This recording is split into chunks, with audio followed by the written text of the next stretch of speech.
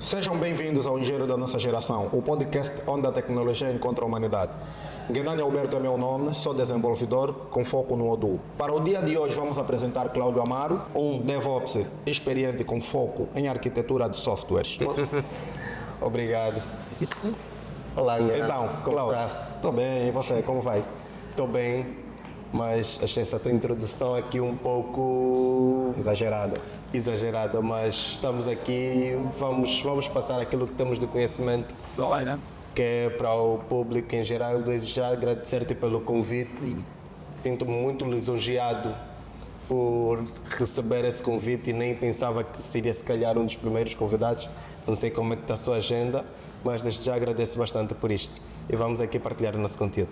Então, Cláudio, um dos primeiros não, né? O primeiro convidado. Então, obrigado. Aí as coisas são melhor. Ok. Então, Cláudio, primeiramente, o que é um ERP? Sim, já começamos assim. Eu desde já tenho várias definições a nível de ERP, mas com relação a este tema, a este ponto que me foi apresentado agora, não é? Eu sinto que um ERP, a definição tradicional, vou seguir um pouquinho mais por aquilo que é a definição tradicional mesmo, que é um software de gestão empresarial, serve exatamente que é para nos ajudar a gerir uma empresa do princípio ao fim. Ok. Uma das coisas que eu gostaria sempre de saber, que eu sempre gostei de saber, é sobre os desafios antes da implementação de um ERP. O que é que acontece lá nos bastidores, por exemplo, no âmbito da implementação do ERP? Tem muita coisa que acontece. Temos diferentes etapas com relação à implementação de um ERP. Por exemplo, temos empresas que já existem e que já têm exatamente, ou já têm naquilo que é o seu fluxo, uma aplicação definida e querem fazer uma substituição para um ERP mais robusto ou algo parecido. E tem outros que realmente é a primeira vez e vêm com um fluxo que vai começar exatamente com um ERP já predefinido pela própria empresa para aquilo que é o seu mercado de trabalho. Então eu diria que aquilo que é inicialmente os desafios que as empresas têm com relação a isto é um pouquinho mais voltado às, se posso assim dizer, eu estou aqui a tentar ver qual é o melhor termo. Os desafios que as empresas têm é um pouco mais voltado principalmente para aquilo que é as pessoas, vamos dizer que são as pessoas, porque RPs novos para diferentes pessoas indica uma nova cultura, então a forma como as pessoas vão encarar essa mudança é às vezes um grande desafio. E você falou de ERPs novo. Existe uma grande diferença, por exemplo, entre aquilo. Existem ERPs muito antigos, né? Por exemplo, o SAP é um ERP muito antigo, por acaso é o ERP mais usado, mas o Odoo é um ERP moderno. Então, Cláudio, o que é que você acha que está na base desse sucesso que o Odoo está fazendo no nosso mercado? Por que as empresas estão a ir atrás do Odoo, sendo que o Odoo é um ERP novo? E por que você acha que as empresas estão a começar a confiar agora no Odoo? Certo. Eu acredito que as nossas empresas têm estado a correr um pouquinho atrás de novas soluções, principalmente porque estamos agora numa fase em que o país continua a evoluir. Estamos num fluxo em que já estamos prestes a completar 50 anos de independência e estamos aqui a caminhar para esses 50 anos de independência, e com base nisso o nosso país tem evoluído bastante, não só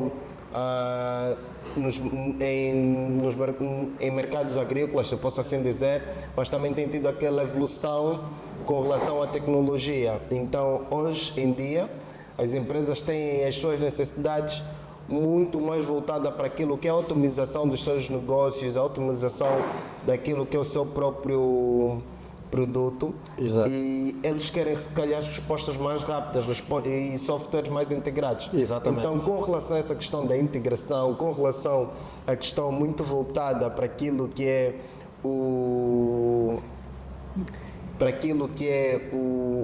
uma aplicação a atender todo um ecossistema, eu acredito que o Odoo, se calhar, é um dos ERPs que melhor atende essas questões e consegue realmente suprir a necessidade de quase todo o mercado nacional. Olha, então, olha, eu sei que o Odoo é um ERP que faz quase 360 graus numa empresa, na gestão de uma empresa, ou pelo menos pode fazer 360 graus na gestão de uma empresa.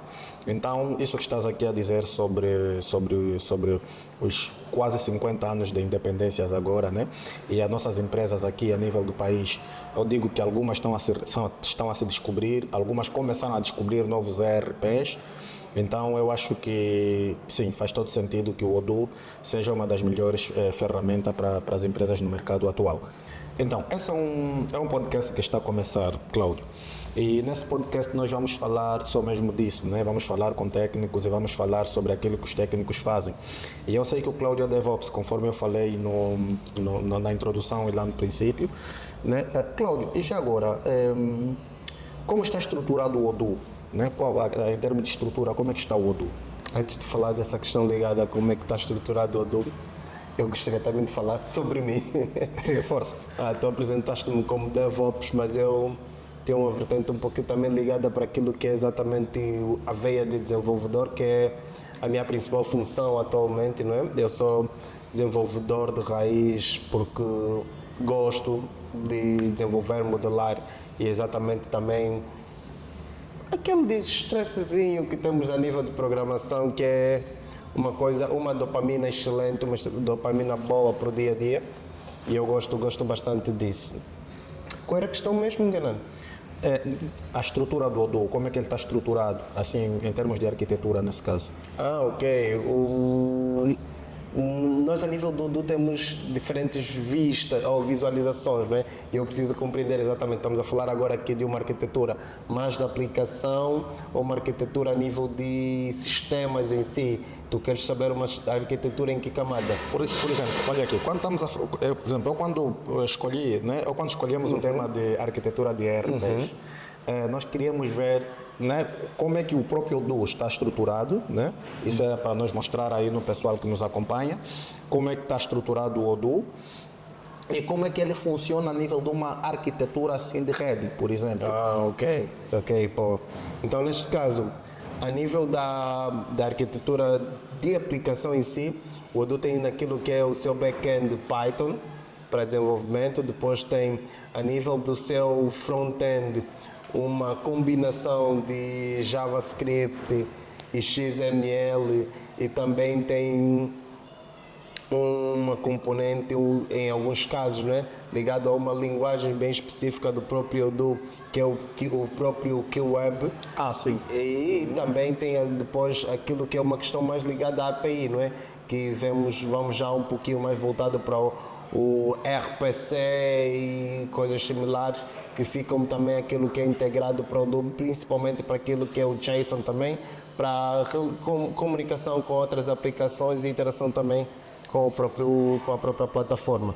Sem esquecer que, a nível daquilo que é a arquitetura da aplicação, nós também temos depois aquilo que é uma aplicação um pouquinho mais voltada para aquilo que é o conceito, vamos considerar essa parte que eu disse, como se fosse um pouquinho mais ligadas à ORM, e depois temos uma parte ligada a aquilo que é a arquitetura da própria base de dados que o Odoo tem, e temos aí também um ponto ligado mais à forma como é comunicada, dependendo do tipo de configuração que se estiver a fazer. Se estivermos no modo local, podemos estar a tratar diretamente daquilo que é uma arquitetura sem um Nginx da vida, sem alguma outra coisa de validação do firewall, é mais local. E depois, quando vamos exatamente para arquiteturas em produção, nós aí já somos obrigados a usar outras camadas, outros níveis, até mesmo chegar a envolver depois aquilo que é os conceitos mais ligados à cibersegurança, que nunca podemos deixar de esquecer, né? Não pode, é isso. Cibersegurança não pode faltar. Por exemplo, e qual é a base de dados que o Odoo usa, né? E qual é o papel que essa base de dados tem a nível da aplicação? Só aqui meter o telefone no silêncio. Acontece aos melhores essas questões. Tá, na sua base, aquilo que é a base de dados que o Odoo usa é o PostgreSQL, e como ele tem o PostgreSQL principalmente por ser aquilo que é um sistema robusto, seguro e o mais importante no meio de tudo, que segue com aquilo que é a própria filosofia que o Odoo traz. O PostgreSQL é open source. Ah, ok. Ei, quem não gosta de um open source da vida? Todo mundo gosta de open source, meu. Tá aí, Está disponível, funciona funciona. e Ah, é todo o que tem mundo que ser gosta. usado, claro, né? Ok, então, as vantagens, por exemplo, eu sei que também o Odoo pode ser containerizado. Então, quais são as vantagens, por exemplo, que um Docker da vida pode, digamos, implementar ou, por exemplo, trazer ao Odoo? Olha, com relação a essa questão ligada à containerização, vamos deixar assim mesmo, ligada muito principalmente com relação à containerização, eu volto-me que, eu guio-me que isso não é só ligado ao próprio Odoo, é que para quase todas as aplicações modernas, não é? Atualmente nós temos a necessidade de termos aquilo que é cumprir com uma esteira de entrega e a melhor forma atualmente de termos essa esteira de entrega 100% funcional, principalmente seguirmos aquilo que é o CI/CD, que é para fazer continuous integration e continuous deliveries aos nossos clientes, é muito importante que containerizando você tem já aquilo que é exatamente uma estrutura bem funcional, bem robusta, principalmente quando se vai fazer uma entrega para o cliente, uma entrega em produção. É claro, está-se a falar deste ponto como se fosse um ponto leviano, mas é realmente necessário percebermos aquilo que são as questões ligadas à forma a quantidade de requisições, quantidade de só ligado à quantidade de requisições, principalmente aquilo que é a quantidade de armazenamentos, o que é que vai se armazenar, quais são os dados importantes, porque o Odoo também tem aquilo que é a sua própria estrutura a nível de próprio armazenamento de sistema. Muitas das vezes já vi pessoas que a nível de implementação do Odoo com containers, tal como estavas a referir anteriormente, que era o Docker, a título de exemplo, esquecem-se, por exemplo, de fazer aquilo que é uma persistência de volume, tem a garantia que tem uma base de dados funcional integrada exatamente com o seu container, mas depois, quando não faz aquilo que é uma persistência de volume, não faz aquilo que é exatamente o armazenamento das informações a nível do file store, quando o container tem exatamente aquela necessidade de reiniciar ou de restaurar, acaba por perder aquilo que são as informações a nível de ficheiros e faturas, e depois isso é um estresse que eu não gosto de passar. Muito chato, ok. Olha, eu sei que, por exemplo, que, imagina, eu estou a usar o Odoo na minha empresa, né? Assim, hipoteticamente, vamos supor que eu estou a servir o Odoo para vários clientes, mas, por exemplo, instâncias só. Por exemplo, estou a vender só instâncias do Odoo. E como é que vocês fazem, por exemplo, a nível dos containers ou o que for, que é para conseguir balancear essa carga de requisições? Imagina, eu tenho um servidor aqui do meu lado, estou a servir o Odoo para vários clientes. Eu não sei se o cliente A tem vários clientes, o cliente B tem X clientes e por aí fora. Então, não consigo controlar, se eu estou a vender instância, o número de requisições, por exemplo, por cliente. Como é que você, por exemplo, faria isso e de que forma é que o Odoo pode nos ajudar ou economizar também aquilo que é a própria estrutura da infraestrutura? Eu acho que aí Faz sentido a pergunta? faz todo sentido, grande. Aí acho que aí já começas a entrar numa das coisas que eu mais gosto de fazer a nível desse mundo da engenharia, realmente. E a nível principalmente daquilo que é arquitetura, DevOps e planeamento com relação aos próprios clientes e aquilo que é a questão que tu é capaz de fazer. O que é que acontece? Muitas das vezes nós temos que principalmente conhecer aquilo que é o nosso cliente, aquilo que é a necessidade que ele quer trazer para o mercado, quem vai aceder, porque por vezes nós temos clientes que eles dizem que são dois e são simplesmente dois, mas depois temos um cliente que diz é um, e ele quer fazer, São por exemplo, 10. a nível da sua a própria aplicação, ele quer fazer um e-commerce. Ah, ok. O e-commerce fica disponível para várias pessoas. A quantidade de requisições, a quantidade de acessos é diferente. Então é necessário nós conhecermos aquilo que é o nosso cliente, conhecer exatamente aquilo que é a sua necessidade, que é para a sua própria implementação e entender exatamente o que é que o cliente procura para suprir as suas necessidades funcionais para o seu negócio principalmente. E quando tu consegues compreender exatamente essas questões a nível do negócio do cliente, é muito mais fácil fazer uma parametrização, tanto aqui a nível daquilo que é vou assim dizer, aquilo que é eu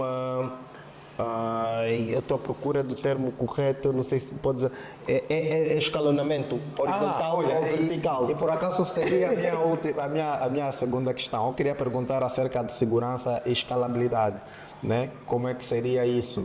Isso seria a minha questão que estava aqui a pensar. Quando nós vamos entrar um pouquinho para aquilo que é a segurança olha, tu podes ter o RP mais bonito do mundo, e eu aprendi isso quando estava ainda a fazer aquilo que é o meu quarto ano da universidade, e lembro-me muito bem, era a regra básica da segurança. Basta começares a aula e a primeira coisa que a minha professora de nível de segurança chegou a dizer é: todos os RPs são falhos, ou todos os sistemas são falhos. Até o sistema mais seguro a nível mundial pode ser falho. Exato. Mas isso depende daquilo que são as políticas a nível de segurança, a forma como tu vais salvaguardar aquilo que é o teu próprio sistema. Então, escalonamento, vou começar com o escalonamento e vou voltar a partir para aquilo que é a segurança.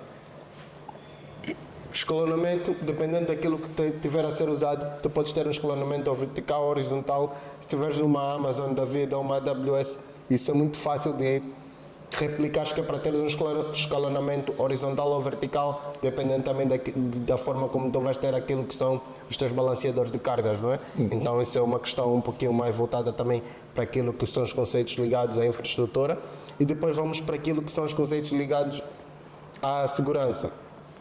Segurança, eu já ouvi questões, isso até passa como piada, mas eu já vi questões ou situações em que clientes culpam a aplicação por ser hackeadas. Ok. E às vezes isso não acontece bem assim. Isso depende daquilo que é a infraestrutura que tu provisionas. A forma como tu provisionas a infraestrutura do cliente, a forma como entregue as coisas para o cliente conta muito. Principalmente aquilo que é a exposição da própria base de dados, a exposição de acessos de configuração exterior. Exatamente, isso é algo que muita gente não se toca e acaba por deixar esses acessos. Por exemplo, um acesso para base de dados é algo que, por exemplo, uma das coisas que mais arrepia pessoas que trabalham com containers. Tem um container com facilidade de acesso direto ao modo de root. Bro, isso às vezes é assustador. Isso às vezes é assustador, mas temos pessoas que trabalham assim. Então, a nível daquilo que é a segurança, tem questões e parâmetros muito voltados principalmente para as nossas questões mais ligadas à cibersegurança. Temos muitos conceitos, temos formas também de pormos, se calhar, um Hyperva, um Waffle, alguma coisa da vida que é para ajudar-nos a proteger também aquilo que é a infraestrutura, porque além da aplicação, a aplicação é segura, a aplicação não expõe informações, não expõe dados, porque hoje em dia também estamos num mundo em que temos as questões mais ligadas àquilo que é a lei de proteção de dados, mas depois temos também outras questões a nível da própria evasão de ataques, a forma como preparamos e treinamos as nossas equipas. Então eu já vi. Cláudia, deixa eu falar, só para tu teres noção, eu já vi o Odoo a resistir de um DDoS controlado, né? Estava-se fazendo mesmo um teste de carga, né? E eu vi o Odoo a resistir a um DDoS, né? Mas na altura era um Odoo que estava na cloud, era um ambiente partilhado. era um SH da vida, mas eu já vi ele a resistir mesmo num ataque controlado e eu gostei muito. É um facto até que eu, muitas das vezes, quando alguém me pergunta sobre a plataforma, eu digo, olha, em termos de segurança, é muito estável mesmo. Certo, e isso varia muito com relação àquilo que é a arquitetura também da própria infraestrutura, a própria equipa de segurança. Nós nunca podemos deixar de esquecer esses lados, principalmente quando estamos a falar das aplicações. E se formos a olhar, muitas das vezes temos questões muito ligadas à aplicação, em que as pessoas preferem inicialmente dizer que toda a segurança tem que ficar 100% na aplicação, e isso não acontece bem assim. Nós, tem aqueles níveis de abstração, tem muitos níveis. Yeah. Atualmente diz-se que um dos elos mais fracos a nível de cibersegurança é a pessoa. É o próprio utilizador. Conforme dizem, o erro está entre o teclado e a cadeira. Tá sabendo? Camada 8. Camada 8. Camada 8. Camada 8. Do modelo 11, vou estudar, procure a camada 8. É assim, olha, calma só, os putos que estão ainda na faculdade, deixa eu te avisar. A camada 8 do modelo 11, vocês só vão descobrir quando forem para o mercado de trabalho. Na faculdade só existe ainda 7 camadas, já? Agora, tem uma 8ª camada, que isso só acontece no mercado de trabalho. É um caso muito caricato, é esquisito. É algo 100% ligado àquilo que é o mercado profissional. Exato. Em que, muitas das vezes, tu podes desenvolver o sistema XPTO mais perfeito do mercado, porém, o teu cliente vai conseguir te provar por A mais B que você esqueceu de dizer que o gênero dele não é banana. Então, eu não tenho nada contra os testers, espera aí, mas os testers são muito chatos. Você vai no teu quarto, ou no teu escritório, não sei quem que for, constróis uma aplicação, ou pelo menos um método, né? Ou vou dizer um modelo qualquer, faça todos os testes unitários na tua máquina, vai funcionar lindamente. Depois pega aquilo, põe em pré-produção ou em teste, o que for. Depois menciona o tester para ir lá, ele vai te encontrar 30 erros. Eu não sei onde é que eles encontram, eu conheço então um tester. Não sei se posso falar o nome. É melhor não. Ele chama um caso especial. Aquele caçador, ele encontra erro. Isso fica muito ligado com aquilo que é a qualidade da aplicação, né? Exato. Ele faz exatamente aquilo que é o seu trabalho. Ele está a caçar erro. Ele tem que fazer o que a camada 8 não vai descobrir. Ele tem que tratar exatamente com relação a isso, porque nós sabemos, quando chegar na camada 8, a camada 8 chega com aquilo como se fosse a coisa mais irreal, mais insana do mundo. Mas exatamente. Os testers não são para nós, os desenvolvedores, gostarmos deles. Eles são como os gestores de projetos. Testers e gestores de projetos. Desenvolvedores não precisam gostar deles. Trabalhem juntos. Só vamos trabalhar juntos. Isso. Olha, por exemplo, em casos reais, consegues partilhar, por exemplo, um desafio real que tiveste até agora naquilo que é a implementação, ou por exemplo na arquitetura do Odoo, especificamente? Olha, o meu maior desafio, eu vou dizer, o meu desafio e aquilo também que foi um dos melhores projetos com que já trabalhei, é exatamente com base numa das questões que tu fizeste anteriormente, a implementação para vários clientes, a forma como é feita essa entrega a vários clientes. Nós vamos a pensar numa arquitetura que o mundo vai evoluindo rápido e o facto de tu teres 1000 clientes não necessariamente significa que tu tens que ter 1000 funcionários, mas tens que ter uma metodologia bem funcional de trabalhar. Exato. E uma aplicação que ajuda com relação a isso.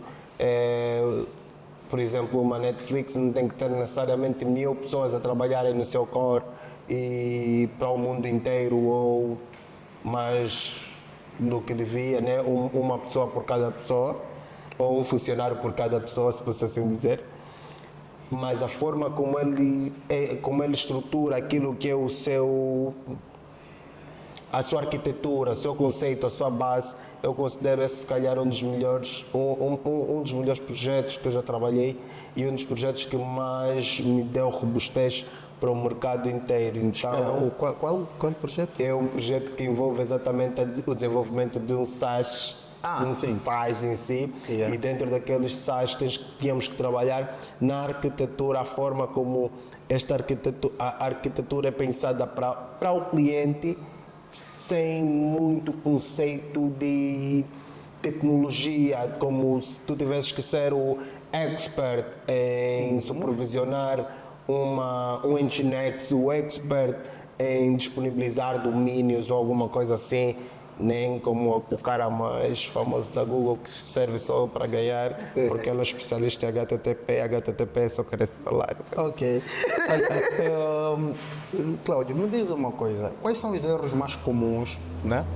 Quais são os erros mais comuns que, por exemplo, até agora já, né, naquilo que é a tua experiência, pelo tempo que trabalhas com RPs, quais são os erros mais comuns? O que é que você tem observado com maior frequência no mundo nesse mundo? Essa questão ligada aos erros mais comuns é um pouco difícil, mas são tantas coisas que passam na mente, mas eu vou focar-me principalmente naquilo que é uma das melhores publicações que eu já vi com relação a erros comuns ligados a quem está a começar, por exemplo, dentro daquilo que é o próprio RP, a forma como as pessoas começam, que é, se forem procurar exatamente no perfil do LinkedIn de António Cordeiro, António Cordeiro, é mesmo o nome dele, do LinkedIn, António Cordeiro, ele explica exatamente aquilo que são os erros comuns, desde questões a, se calhar, achares determinadas situações simples e fáceis e acabas por cometer determinados erros. Eu passei por erros ligados à própria o ficheiro de configuração, compreensão da arquitetura, Irritante. compreensão da arquitetura, e o mais chato de todos para mim acho que foi quando eu tive a aprender sobre aquilo que é o tempo de resposta da própria aplicação. Espera, o tempo de resposta estás a te referir em que? Exatamente o tempo de resposta aqui, ou seja, da requisição que você vai fazer para alguma coisa que está lá no servidor. Por cada requisição, a forma como o tempo de resposta pode afetar o tempo de CPU, a forma como tu tens que dimensionar essas questões, isso é um pouquinho mais virado à configuração em si. E depois tem outras questões ligadas também um pouquinho àquilo que é o próprio desenvolvimento, a forma como as pessoas vão encarando aquilo que é a modelação em si. Algumas das pessoas querem começar a desenvolver sem modelar, sem desenhar e acabam por se perder e cometendo erros crassos. Sim. Erros que acabam volta e meia por voltar àquilo que é tentar reinventar a roda, e não dá para reinventar a roda. Não, está bem feito. Perdes muito tempo. Olha, isso é uma questão que eu já ouvi bastante, que é, você não deve estar aí a reinventar a roda. As coisas já foram feitas e você deve usar e usar bem. Então, principalmente para quem está a começar, qual é o conselho que tu darias, por exemplo, nesse sentido de estar a reinventar? Porque é assim, vou-te falar uma coisa, é que novos técnicos, pessoas assim, digamos, menos experientes ainda, eles querem construir tudo. Eles vão lá, olham para uma coisa, eles dizem, olha, isso eu posso fazer, vai lá, código, às vezes faz, e ele está a levar muito tempo para construir coisas que já existem. O que é que você tem a falar sobre isso, por exemplo, Cláudio? Uma das coisas que eu gosto no mercado nacional é que, eu vou dizer, a maior parte dos jovens a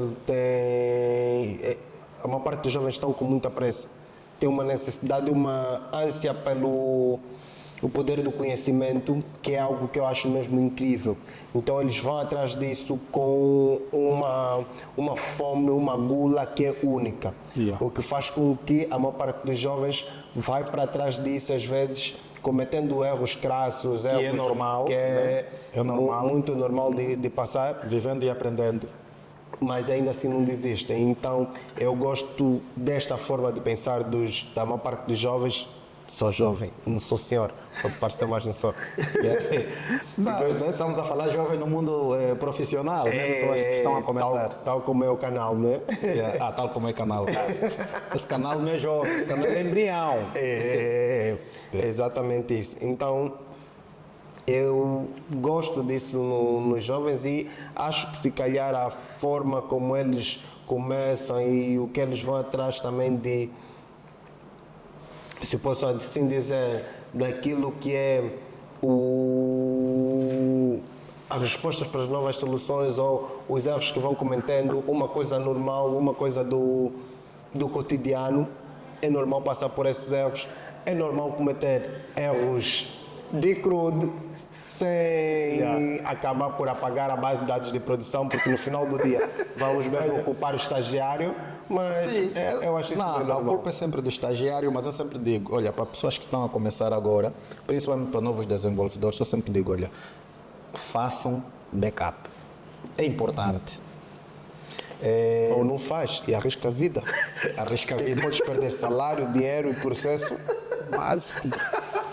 Ok. Básico. Então, façam sempre backup e vão trabalhar sempre. Olha, trabalhem sempre em base de dados que eu chamo slave. Tá? Tem a base de dados de produção, tu baixas um dump ou o que for, como quiseres, né? Tens a réplica daquilo que é a base de dados de produção, instala no ambiente local e vais fazer as tuas brincadeiras todas. Aí sim você está autorizado a errar. Agora, não erre, por favor, em base de produção. Vão ter... O meu conselho. Vai para a base de dados de produção, procura o campo no contactos ligado a géneros, faz o update, não precisas pôr o where, faz o update e põe que todos os géneros são masculinos, ponto, acabou. Funciona. E vão te matar. Outra coisa, Cláudio, por exemplo, eu sei que, né, para profissionais que trabalham com o Odoo também, tem aquela estrutura toda como se estivessem a fazer um software à medida, já que o Odoo é um ERP que dá-te aquela liberdade de entrar e inserir o teu próprio código, né? Ou seja, adaptar a plataforma à realidade da tua própria empresa.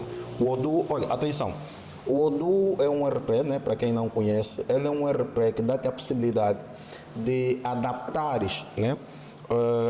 O ERP na realidade da tua organização. Então, o Odoo, ele pode ser um grande aliado em boas mãos, que se tiveres técnicos, por exemplo, como o Cláudio e outros também, que sejam bons, então eles conseguem adaptar o Odoo à sua realidade, ou ter o Odoo como seu pior inimigo, tendo técnicos que não dominam aquilo. Então, o que eu quero aqui saber de ti, Cláudia, como pode ser desempenhado, por exemplo, o papel de um analista de requisitos dentro daquilo que é o Odoo, por exemplo. Imaginemos, tem o desenvolvedor e tem aquele cara que vai lá entender a necessidade do cliente e como é que ele pode ser feito, por exemplo, o papel do analista de requisitos nesse contexto. Certo. Um dos pontos importantes com relação a isso, Ngarano, se estamos a falar para técnicos, é importante dizer isso, vai doer, mas é verdade. Muitas das vezes nós olhamos e dizemos Python não é uma linguagem de programação fácil. É 100% fácil do princípio ao fim? Não. Odoo é um ERP fácil. É 100% fácil do princípio ao fim? Não. Não é verdade, não funciona bem assim e também tem aquilo que é o próprio nível de complexidade. Exato. Conforme a implementação. Python não é 100% fácil, o mundo vai vos dizer que Python é mais fácil que qualquer outra coisa, mas depende do que tu estás a estudar, de onde tu estás a implementar e o que tu queres implementar. Então a forma como é encarado esses pontos vai ocasionalmente dizer ou fazer com que isso pareça fácil, não é? O que tu vais fazer. Mas agora, para aquilo que é analista de requisitos, né? A adição do próprio analista de requisitos, a adição do próprio tester, a adição do próprio gestor de projetos e ligarmos exatamente o ERP com aquilo que é um ciclo verdadeiro de entrega ao cliente, o ciclo verdadeiro de entrega em que nós vamos ter exatamente aquilo que são as necessidades do cliente adquiridas pelo o nosso analista de requisitos, que vai pegar exatamente tudo o que o cliente precisa, até a forma como ele vai estruturar tudo isso, para depois passar para a equipa de desenvolvimento e, claro, com aquilo que é a colaboração de um bom gestor do projeto, para também comunicar ao cliente e os outros intervenientes, até o próprio PO e um próprio Scrum Master, a forma de se criar, como vai fazer aquilo que são metodologias mais ligadas a Scrum ou ao próprio Kanban ou alguma outra metodologia anterior. Todos esses fluxos, todos esses processos precisam ser respeitados obrigatoriamente para sempre entregar com qualidade ao cliente. Então, o analista de requisitos jamais é banalizado nesse fluxo, tal como todos os outros, inclusive o tester e também aquele que é um dos principais aliados quando estamos a tratar de um RP robusto e integrado como é o Odoo, que é exatamente a automação. Ok. Olha, nós estamos a chegar ao fim desse nosso... Estamos a chegar ao fim desse nosso podcast, né? Mas já? Pelo menos nessa edição de hoje, estamos a chegar ao fim. Não pode ser muito longo. Pronto, mas também Pode, né? também quem quiser saber de alguma coisa específica, né? Alguma coisa assim um pouquinho mais profunda, ele pode deixar sempre nos comentários, né? Nós vamos ir lá e vamos estar atento e responder a todos e a todo tipo de questões. Então não vamos conseguir, claro, nessa edição falar sobre tudo, né? Mas vamos falar daquilo que são os pontos assim um pouquinho mais importantes. Cláudio, por exemplo, desafios. Olha, vou ver aqui. Estávamos a falar sobre testers, falamos sobre analista de requisitos, falamos sobre PMOs e etc.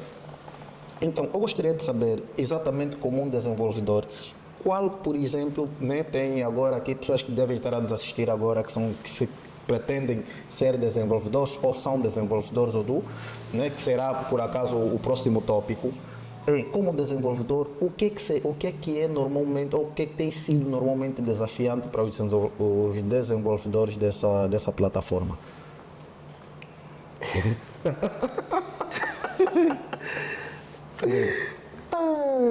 Eu estou aqui a rir porque os desafios são imensos. O que é que acontece?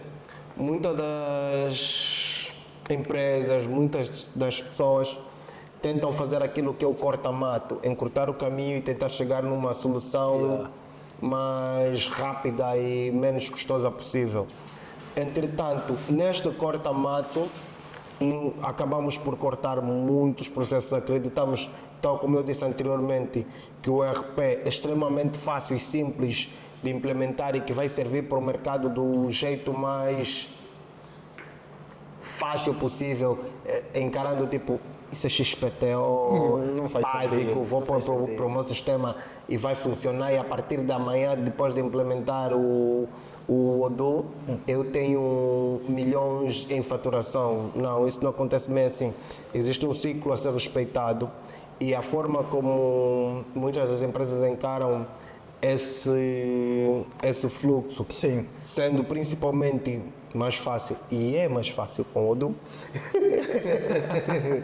sendo exatamente extremamente fácil dentro da própria plataforma, torna-se um desafio para os desenvolvedores. Exato. O que faz com que muitas das vezes não se respeita aquilo que é a necessidade dos testes unitários, porque estamos dentro de uma plataforma integrada e às vezes isso acaba por pecar em projetos futuros, e também questões ligadas às vezes àquilo que são requisições não bem passadas, que vêm dos colegas exatamente que são os analistas de requisitos ou de outros responsáveis por pegar essas atividades, ou mesmo o desenvolvedor reunido com o cliente, compreende mal, acredita às vezes que entendeu, mas não seguiu as boas práticas, a metodologia que deveria seguir, e vai por aquilo que eu acho que entendi e acaba por fazer um desenvolvimento do acho dele que não cumpre com os fluxos. Então acho que a nível daquilo que é o principal gargalho com relação a essa questão que fez agora, que é dos desenvolvedores, é principalmente acreditar que entender os requisitos quando ainda precisa analisar mais e ter exatamente as respostas, não por si entendidas, mas as respostas pelo cliente bem explicadas. Olha, eu vou sair um pouquinho em defesa dos desenvolvedores. Claro que também, eu sempre digo que num conjunto de erros, nesse caso, desculpem, uma única parte não está errada. Existem várias partes erradas. Eu me pergunto sempre, quem analisa a veracidade vou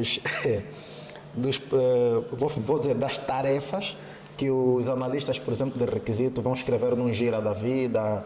Quem analisa? Imagina, eu tenho aqui o caderno de encargo que foi passado pelo cliente, imaginemos, e o nosso analista de requisitos foi lá no gira, escreveu a tarefa, que eu até aconselho que temos de ter um modelo de tarefas bem detalhado. O modelo de tarefas deve ser único.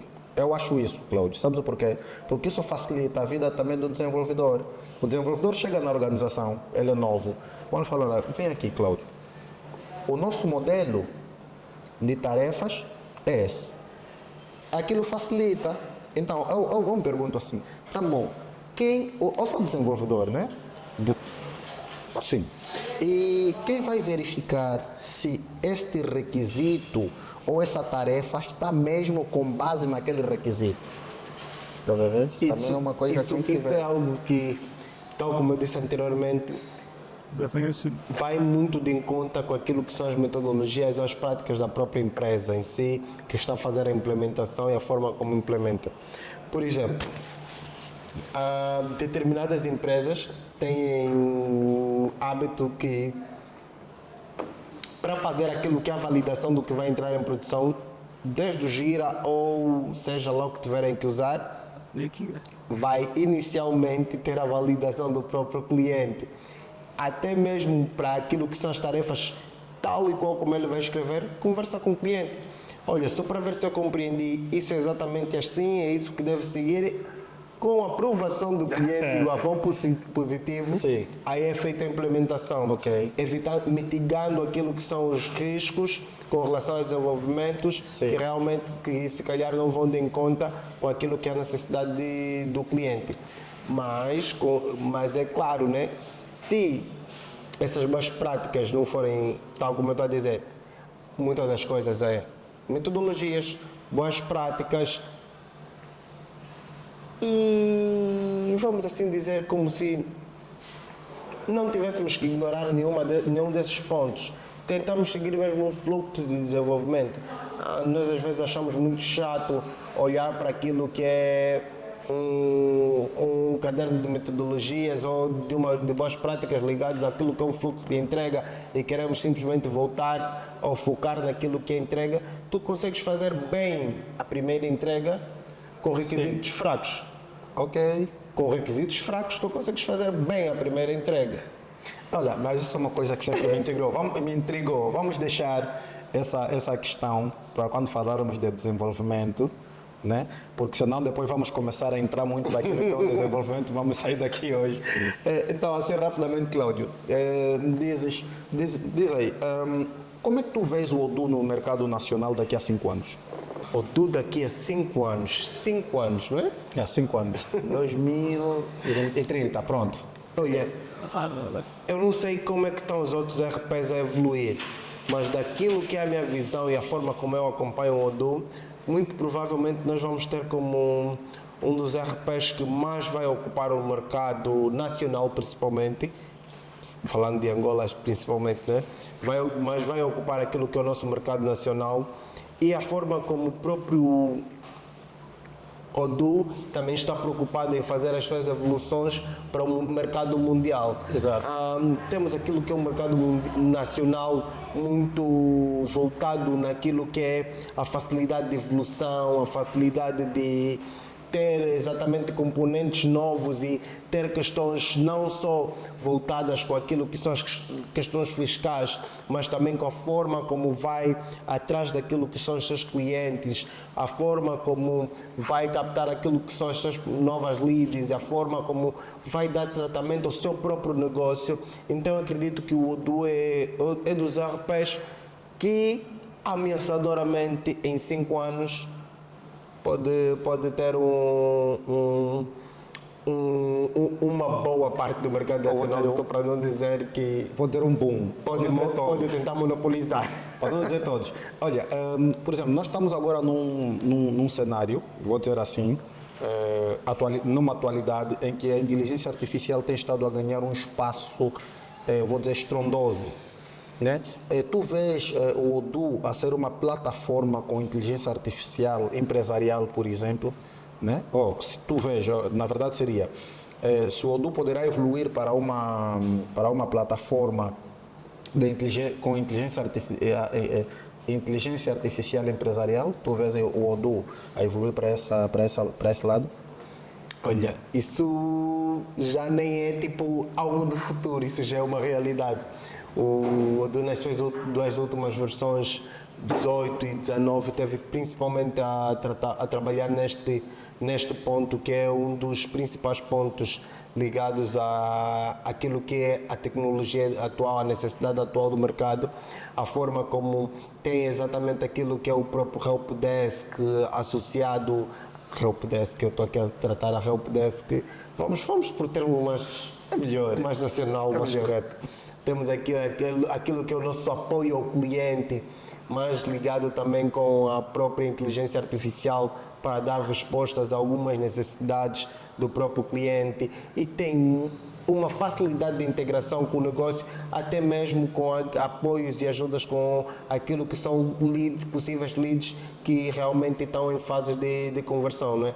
A forma como o mundo atual tem a necessidade ligada à inteligência artificial, principalmente para podermos fazer uma entrega de qualidade para os clientes, ou para aqueles que são os clientes dos nossos clientes. Exato. Exato. Então temos aí temos já um Odoo não a pensar em preparar-se para esse mundo, mas preparado para esta realidade. Então, Cláudio, por fim, assim a título de finalização, quais são os conselhos, né? Que mensagens, por exemplo, tu deixas para os futuros engenheiros e para aquele pessoal todo que nos acompanha? Ou seja, para aquele pessoal todo que está a acompanhar engenheiros da nossa geração nesse momento? Para aqueles que são os seguidores da página, os seguidores do canal, não programadores, porque para os programadores já vou deixar uma mensagem diferente, eu diria que, principalmente para aqueles que são empreendedores, explorem realmente aquilo que é o ERP, a aplicação Odoo específico, que eu acredito que vai agregar muito para todo e qualquer negócio, saúde, até negócio mesmo ligados a vendedores. Ele consegue agregar para todo e qualquer tipo de negócio. E até seguradoras até. Agora já tem também para seguradoras. Literalmente para todo e qualquer tipo de negócio. E o Odoo ele é tão robusto que, dependendo daquilo que é a necessidade do tipo de empresas, porque também tem essa questão ligada ao tipo de empresa, para uma microempresa, ele consegue ter desde o princípio um site do seu negócio, consegue ter aquilo que tu disseste anteriormente, o 365 do negócio, né? Desde o site e as questões ligadas à fiscalização angolana, questões mais voltadas também com aquilo que é a captação de leads e a forma como vai trabalhar exatamente esses pontos. Exatamente, a forma como vai trabalhar todos esses pontos. Isso é algo de, se eu posso assim dizer, extrema importância, que os nossos clientes, se calhar, ou aqueles que pretendem conhecer o ERP, deveriam realmente seguir. Agora, para os programadores, deixem de preguiça, pessoal. Vocês têm a ferramenta que vai vos ajudar a ser preguiçosos. Vocês não podem ser preguiçosos de início. Para os novos programadores é preciso darem no duro no início, entender aquilo que é a filosofia da própria plataforma, conhecer a forma como conseguem adaptar a diferentes tipos de mercados e a diferentes tipos de negócio, e vão atrás. O mercado está fértil, tem bastante kumbu. Eu vou falar a verdade, tem bastante kumbu no mercado. Tem kumbu no mercado. Então aproveitem isso e vá lá. Eu tenho um conselho, Cláudio. para novos engenheiros e novos simpatizantes da tecnologia. Estudem mesmo. Eu sempre digo, olha, ser técnico é diferente de ser engenheiro. Engenheiro é um profissional que sabe das coisas. O técnico sabe da técnica. Então, esperem, respeitem o processo, aprendam, respeitem a curva do aprendizado e sejam pacientes. Inteligência artificial é uma excelente ferramenta, mas na mão de quem já sabe alguma coisa, tá? Então, respeitem isso, esse é o conselho que eu tenho para vos dar. Estamos aqui no Camama, no restaurante Rodízio da Tradição, um restaurante que serve um prato, olha, comemos aqui um peixe e ainda vamos comer outro, que é excelente. Então, Cláudio, quem quiser, por exemplo, te contactar, falar contigo, saber de alguma coisa relacionada àquilo que tu fazes, onde é que ele pode te encontrar? Olha, mais facilmente pode entrar em contato comigo por aquilo que são as minhas redes sociais, principalmente aquele que é o meu LinkedIn, que eu uso principalmente como meu canal de comunicação, que é o Cláudio Amaro no LinkedIn, ou podem pesquisar pelo meu perfil também no Instagram, que é o _Cláudio Amaro, tudo junto. Então eu estou sempre disponível para novas conexões, trocar ideias e partilhar, principalmente aquilo que é partilha de conhecimento. Eu tenho uma ânsia muito grande, mas muito grande, por partilhar o conhecimento com aquela que é a nova geração e poder apoiar também, que é para aquilo que é a entrada no mercado nacional. Então, esse é um dos meus principais objetivos. Muito bom. Ok, Cláudio, então, foi um grande prazer. Muito obrigado. Não te esqueças, mais uma vez, de visitar o restaurante Rodízios da Tradição, que está no Camama, na rua direita do Multicenter. Então, vamos lá, pessoal, sigam o nosso canal, Engenheiros da Nossa Geração, o podcast onde a tecnologia encontra a humanidade. Estamos juntos, até a próxima edição.